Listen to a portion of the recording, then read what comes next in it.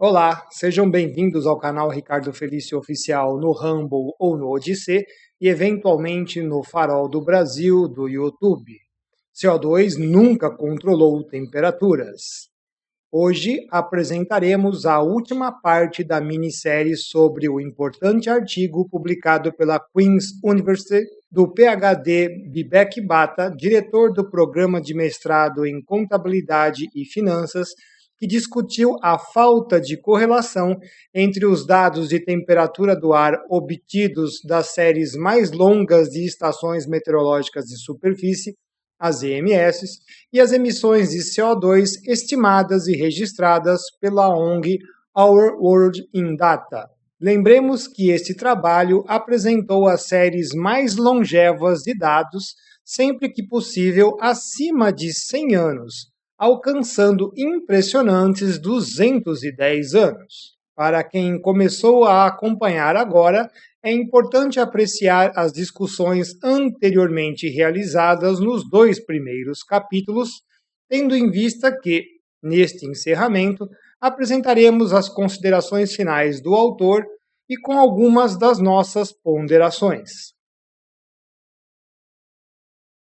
Após todas as análises de dados e cortes temporais apresentados no segundo episódio, o professor Bhatta encerrou explanando o quanto o tema sobre aquecimento global tem influenciado o desempenho de empresas, o padrão de comportamento dos investidores, além dos custos econômicos que envolvem os processos de transição, chegando até ao abandono de tecnologias mais baratas.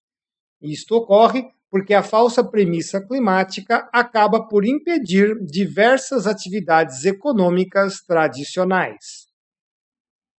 Ele relatou que os negócios passaram a avaliar os riscos que cercam o carbono.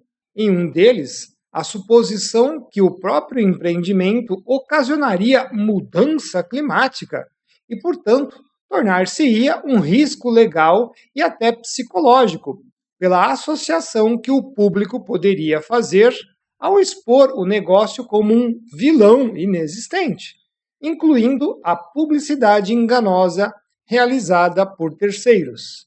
Vide, por exemplo, a agropecuária global, mas especialmente a do Brasil. Por outro lado, além da própria precificação do risco de carbono nos mercados financeiros, a divulgação empresarial sobre a redução das emissões e os métodos para mensurá-la e a proteção contra exposições relacionadas ao clima, ainda teremos os enormes custos que podem simplesmente inviabilizar qualquer atividade conforme a sua escala. Bhatta lembrou que todos os trabalhos acadêmicos sempre apontam suposições com consequências ambientais e sociais negativas, atreladas ao aumento de CO2, mas nunca evidenciam diversos pontos positivos, como, por exemplo, a alta fertilização por carbono que ocorre desde 1982. Contudo, a avaliação direta que Bhatta realizou das séries mais longas de dados diários de temperatura do ar, disponíveis publicamente das EMS, confirmam seu resultado de não corroborar a hipótese de que o CO2 seja o principal fator do aquecimento global, afirmou. Se esse fosse o caso, períodos com maiores emissões de CO2 apresentariam uma taxa de aquecimento mais rápida do que períodos com menores emissões, completou o professor.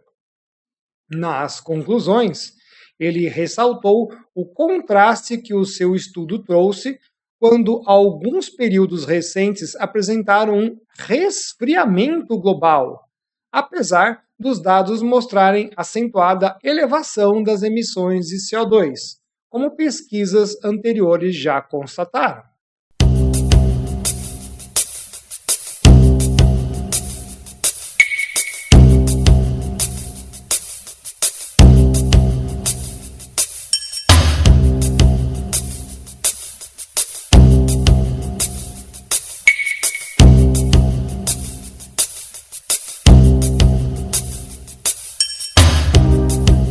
Como o trabalho também demonstrou que o maior aumento da temperatura do ar global média ocorreu na virada do século XIX para o XX, mesmo mudando as definições e padrões dos intervalos de tempo, isto trouxe evidências suficientes para questionar seriamente a suposição estabelecida a respeito do impacto das emissões de CO2 no aquecimento global, ressaltou o professor Bata.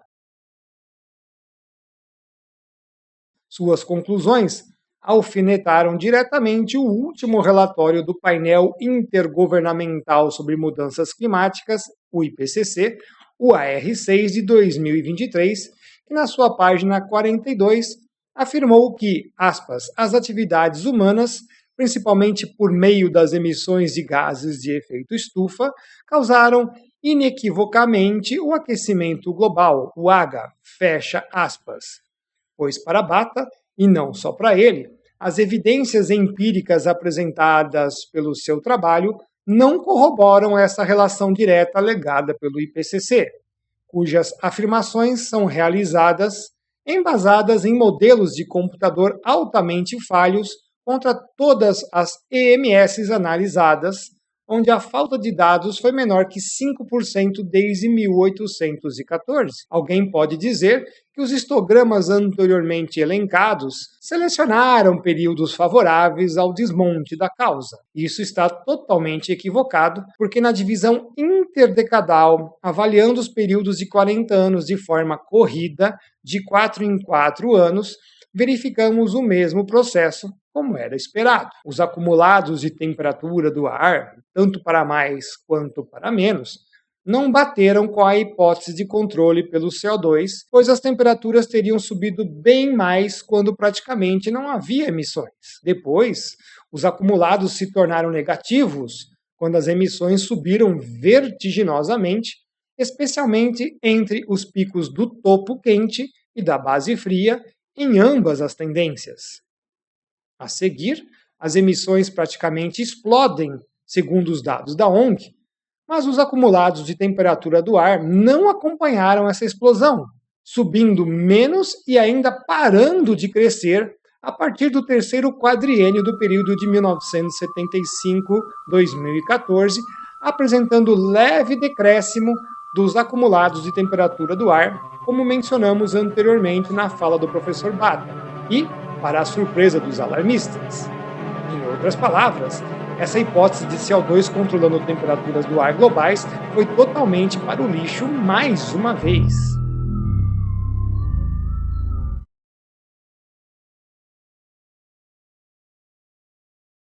Tendo isto em mãos, e como um especialista em finanças, Bata criticou 4 grupos da sociedade contemporânea que têm trabalhado para que a falsa premissa continue em voga, mostrando as ações sinérgicas na forma de como que esses grupos atuam e quanto essa operação é danosa. Entre eles estão a academia, os políticos, os grupos corporativos públicos e privados e a mídia. Com resultados tão evidentes, Bata afirmou que a academia deveria ser muito mais cautelosa em expor qualquer coisa sobre o H ou a suposta mudança climática, coisa que pouco observamos, exceto quando se trata de pedir mais financiamento para as mesmas pesquisas do engodo.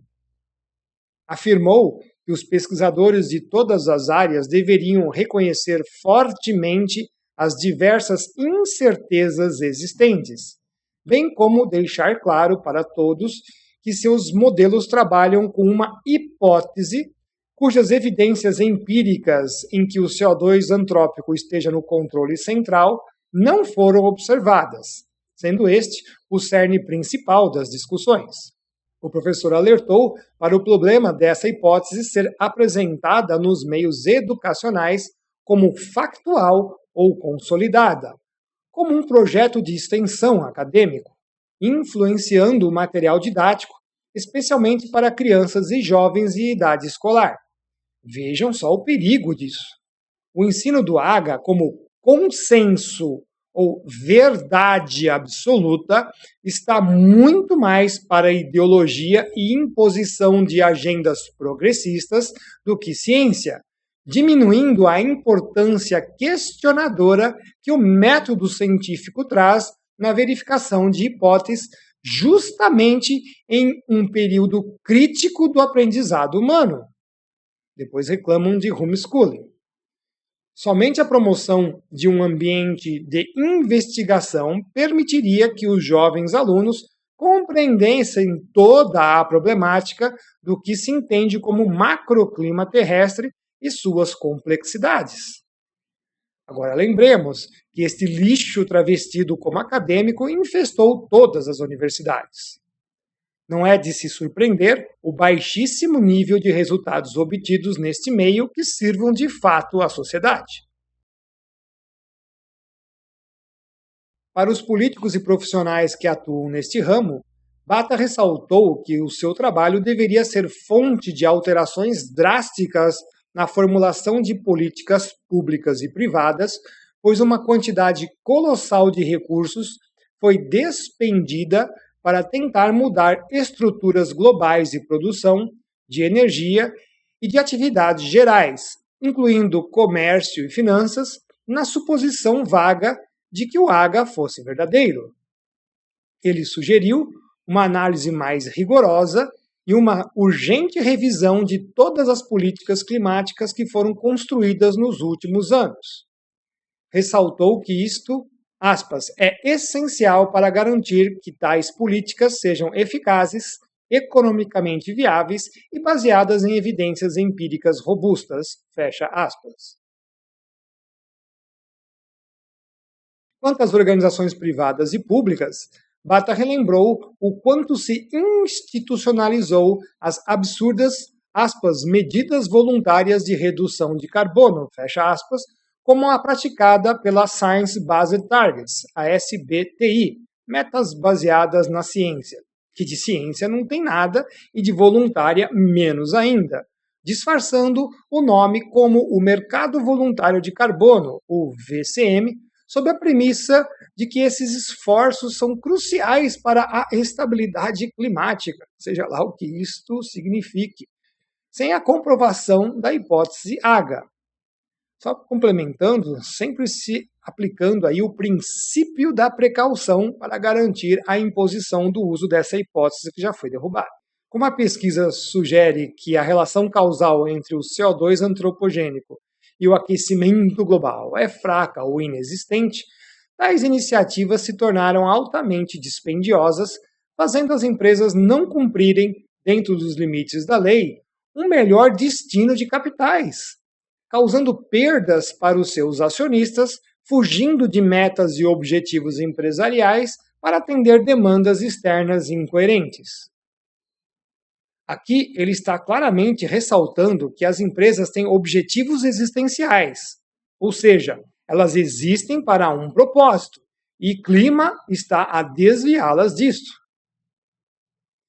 Bata apertou a ferida muito bem nesse ponto, quando sugeriu que é necessário, aspas, um realinhamento racional da sustentabilidade corporativa, afastando-se das métricas centradas no carbono, mas seguindo estratégias de verdadeira eficiência de recursos, com retornos econômicos mensuráveis. Fecha aspas. Este é o problema, pois há uma verdadeira incompatibilidade entre racionalidade e sustentabilidade, mesmo que alguns ainda teimem em misturar essas duas coisas. O desenvolvimento racional não pode ser interpretado como desenvolvimento sustentado da ONU 2030, só porque este último incorporou melhorias técnicas ou novas metodologias de avanços reais. Eles são diferentes em seu âmago estrutural e conceitual, e a mistura das duas é deliberadamente proposital para que o discurso da sustentabilidade perdure, supostamente dando-lhe um ar de legitimidade e tecnicismo que ele por si só não tem. Vale comentar aqui o que Bata não citou, a parte que envolve o enraizamento destas práticas, servindo a outros interesses. Sempre são as empresas públicas ou instituições governamentais as primeiras a aderirem a tais empreitadas, formando a massa crítica inicial que depois vai fermentando esse processo pelas outras empresas. Essa ação seminal permite que grandes engodos sociais tomem volume através de financiamento público, especialmente em países como o Brasil. São as iniciativas do mundo woke, o ESG, socioambientais e as climáticas, entre outras, que têm criado todo tipo de entrave substancial da sociedade. É importante que as pessoas entendam que são seus impostos e suas escolhas políticas que iniciam todo o processo e o mantêm funcionando. Sim, na verdade é o seu dinheiro que sustenta toda essa vagabundagem. Deixar isso muito claro para as pessoas. Para exemplificar o papel da mídia, Bata citou o trabalho de IE-EQI de 2025, demonstrando que a imprensa, de forma generalizada, dissemina a hipótese H, defraudando a dissidência sempre que for possível, tornando-se uma força ativa da regulamentação ambiental climática informalmente, enquanto manipula opiniões. Ele afirmou que, aspas, a narrativa impulsionada pela mídia está desconectada do registro observacional, fecha aspas, o que nos sugere que os devidos meios legais e de verificação de conduta deveriam ser acionados, por tratarem a perspectiva H como fato, quando mais transparece propaganda enganosa. Esse silêncio é estarrecedor dos órgãos ou agências que se dizem reguladoras de propaganda. Uma abordagem responsável da mídia deveria se apresentar de forma mais equilibrada, fundamentada em evidências empíricas auditáveis e verificáveis. Nesse momento, passamos por uma crise real análoga quando observamos Anthony Fauci, o fake doctor, tomado como o supremo arauto guru durante a fraudemia, calando-se na audiência do Senado dos Estados Unidos. Todos os cientistas e médicos dissidentes, incluindo vários e muitos bons brasileiros, sobre várias temáticas do que foi apresentado pelo fake Dr. Falseta como ciência, foram execrados pela mídia vagabunda. Contudo, os dissidentes eram os que estavam certos. Assim, o evento Fauci é um dos exemplos mais claros da comprovação das hipóteses pela negativa, corroborando-as como verdadeiras. A questão é booleana, não tem uma terceira via. Eu já falei sobre isso em várias oportunidades, em outras entrevistas, quando hipóteses são corroboradas pela negativa. Quando ele não precisava prestar contas de seus atos, falava qualquer coisa como um imperador romano, seja sobre máscaras, ivermectina, quarentena. Parecia um deus na Terra, não era assim? Contudo, quando passou a ser questionado como investigado, portanto, com obrigação de responder a verdade sobre onde estavam as provas que embasaram seus atos e alegações, o canalha simplesmente se calou, enfiando o rabo no meio das pernas. No mundo acadêmico, seus trabalhos seriam retirados e seus pares simplesmente lhe passariam a mão sobre a cabeça. Mas no mundo investigativo criminal, o peso é bem maior e, portanto, ele não iria criar provas contra si. Está aí a comprovação da hipótese pela negativa. O Mengele global nunca teve fundamentos em evidências empíricas auditáveis e verificáveis, como acabamos de falar. Pelo contrário, pois eu mesmo apresentei aqui experimento sobre máscaras publicado que foi retirado do ar pela plataforma que eu usava na época, para vocês verem como é a coisa. Esse modo de operação enviesado se baseia na própria forma como a academia divulga as suas coisas. Nesse caso, por exemplo, o Fauci. Para o nosso caso ambiental climático, vejamos, por exemplo, algo bem simples, como a cobertura de gelo marinho do Ártico ou da Antártida. Qualquer pessoa que pesquisar sítios como a NASA, NOAA, etc., encontrará facilmente o alarmismo do ano onde a cobertura de gelo esteve no seu mínimo, sempre ressaltada como um recorde assustador. Mas não verá a sua contrapartida de qualquer valor recorde máximo. É sempre para o problema. Para temperaturas é justamente o oposto. Exemplo foi o terrível inverno de 2025-2026 no hemisfério norte, atribuído à mudança climática, e o atual verão europeu de 2026, quente por causa do aquecimento global. Assim, continuam a incorporar a máxima ou a mínima de parâmetros como se fossem ruins, conforme a ocasião, mas nunca o contrário. Então, a culpa é substancialmente da atividade científica, pois, embora a mídia aumente, ela não inventa.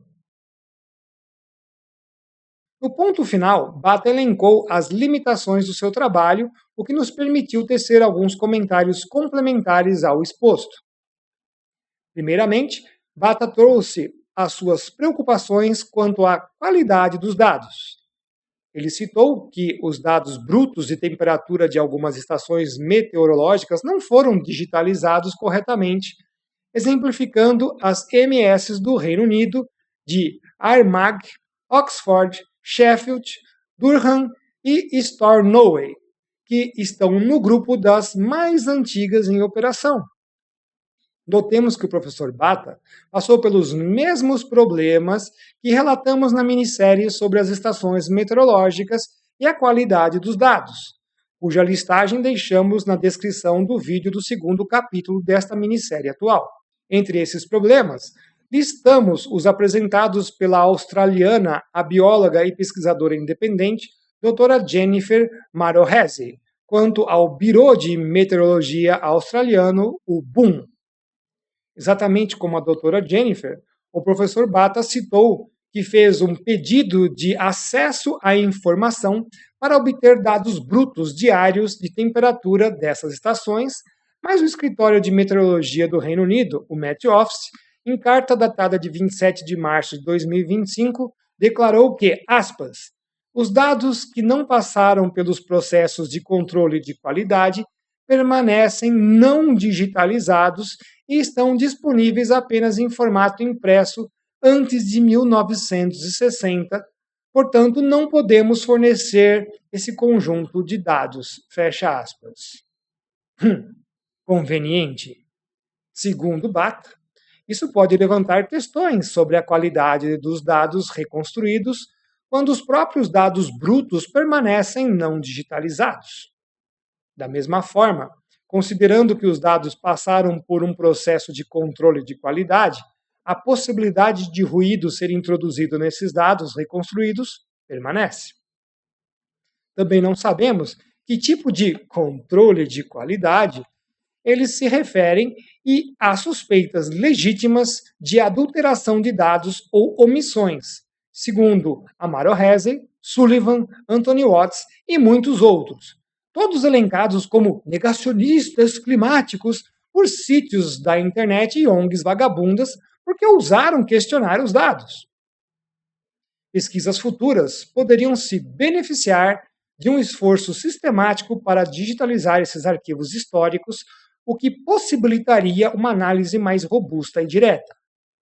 O grande problema é quem faria esse trabalho e como poderíamos confiar nele, pois, se tais dados não foram sequer digitalizados pelos órgãos de meteorologia, então temos que entender que também não foram computados em lugar algum. Sem falar do fechamento sistemático de EMS, sempre as mais antigas, que acontece pelo mundo. Isto vem ocorrendo desde 1990, atingindo inclusive o Brasil diversas vezes desde a gestão Collor, e continuou depreciando o trabalho de coleta de dados, sendo que a mais recente data de 2025. Assim, soa muito estranho essas mesmas agências quererem argumentar mudança climática, se nem sequer elas conhecem a fundo a sua própria base de dados. Por exemplo, em 2008, eu iniciei um trabalho de catalogar cartas meteorológicas sinópticas brasileiras de mais de um século perdidas em um acervo que hoje já viraram lixo. Na época, em uma entrevista sobre esse assunto, eu fiz o seguinte questionamento: como podem fazer afirmações de autoaquecimento global quando as próprias instituições não fizeram o seu levantamento estatístico de dados antigos para averiguarem o que pronunciam? Vejam que o Matt Office confessou que não tem dados digitalizados aquém de 1960 em muitas das suas MS antigas, o que permitiria recuar no passado para aumentar a base empírica de dados e análises. Ou seja, são justamente os dados do segundo período frio do século XX. A doutora Maro Hesse viu a mesma coisa no boom australiano. O que estão a esconder? Na verdade, eu sei, pois os e-mails do Michael Mann que vazaram em 2009, ele deixou explícito o motivo. Em segundo lugar, as MS, além de continentais, concentraram-se basicamente nos Estados Unidos e parte da Europa, mas com uma representação muito escassa ou nula da África, América do Sul e Sudeste Asiático, mesmo na amostra expandida, sem falar da Antártida e quase todo o hemisfério oceânico sul. Isso pode levantar questões se as tendências de aquecimento e resfriamento observadas no estudo de Bata poderiam ser aplicadas a essas áreas mal representadas, o que é um fato dada a baixa cobertura até 1950. Porém, sabemos que os efeitos de continentalidade do hemisfério norte são muito maiores. Portanto, como a grande massa de dados usados nessa pesquisa provém deste hemisfério, podemos inferir que, além de irrisório aquecimento, esse provavelmente se referiu apenas ao norte, tendo em vista que as imensas áreas oceânicas do hemisfério sul tendem a equilibrar as temperaturas, além dos 2 períodos de grande congelamento antártico estarem bem registrados nos anos de 1970 a 1986 e de 2006 a 2015. Essa inferência não foi feita de forma leviana, mas baseada nas avaliações de satélites que se iniciaram nesse último período, chamado quente, de 1986 a 1998. Ademais, o próprio professor Bata, como mostramos anteriormente, comentou que um número maior de observações diminuem as tendências e não as aumentam. Gostaria de fazer o agradecimento aos nossos apoiadores, a Laila Souza e o Antônio, que fizeram contribuições no Vaquinha, ao Sr. Celso e a Maria Tereza, que fizeram contribuições na Caixa ou nas lotéricas. Meu muito obrigado aos apoiadores do Apoia-se, o Antônio, Amanda, Elcia, Eliane Bonotto, Eliane Santos, José Luiz, a Lúcia, o Marcelo, a Michele, o Nelson e a Roberta, meu muito obrigado. Agradecimento especial ao Dr. Roberto Zabalos e aos nossos colaboradores. Para os pais que querem iniciar os seus filhos nos estudos da palavra, a Bíblia em quadrinhos. A aula A Mudança Climática, Desconstruindo a Hipótese e o curso Bases Científicas e Epistemológicas contra a Fraude da Mudança Climática se encontram disponíveis para aquisição. Os links para acesso estão na descrição do vídeo. Já está disponível em forma digital e pronto para impressão e encadernação o meu novo livro Apocalipse Climático, um ensaio sobre o último minuto. Quando a ciência climática, a geopolítica, impulsionados por uma guerra espiritual, juntam-se objetivando prejudicar completamente a humanidade. O link para a compra está na descrição deste vídeo. Meu muito obrigado a todos. Estou orando sempre por todos vocês. Aquecendo ou resfriando, vimos que as variações são aparentemente intensas em cada pequeno período de 21 a 42 anos, o que indica a alta variabilidade da temperatura do ar, algo esperado para as imensas escalas que são abordadas. Também demonstrou a definição mais básica de clima, que incorpora a alta variabilidade de seus parâmetros, inclusa na lista a temperatura do ar. Ademais, se pegarmos os 2 valores mais extremos registrados na fictícia temperatura do ar média global, do DIS da NASA, teremos uma variação de apenas 1,5 graus Celsius em 210 anos. Isso dá 0,007 graus Celsius por ano, ou 0,7 graus Celsius por século, sendo que a mais alta ocorreu no começo do século XX. Também sempre relembraremos que a grandeza física temperatura do ar atmosférico só é avaliada até a primeira casa decimal.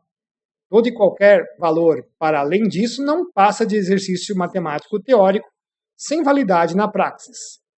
Enfim, mais uma vez, evidenciou-se a fraude da hipótese que se mantém por mais de 40 anos em voga, mas que se arrasta por quase 4 séculos, sendo aqui bastante conservador. Bata não trouxe nada de inédito do que já foi falado, mas teve o mérito hercúleo de destrinchar ainda mais a inexistência da relação em que o CO2 controle as tais temperaturas do ar médias globais, quebrando o âmago da hipótese com dados bem estruturados. Se o CO2 não controla sequer isto, muito menos influenciará o macroclima terrestre, cuja alta complexidade é impossível de ser reduzida a uma única e inexpressiva variável de partes por milhão, os ppms. Ademais, não existe uma relação em que, dada uma certa temperatura do ar média global, todo o macroclima estaria definido como se a Terra fosse um forno controlado por um termostato. Dá a temperatura, sabe o que vai acontecer. Isso é absurdo. Tais suposições são altamente anticientíficas e deveriam ser simplesmente esquecidas, e seus propositores responsabilizados pelo atraso e caos que impuseram para toda a humanidade. Eles são simplesmente vários falsos e ninguém ainda se deu conta disso.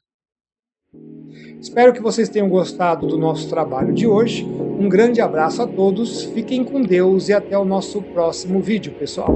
Até lá!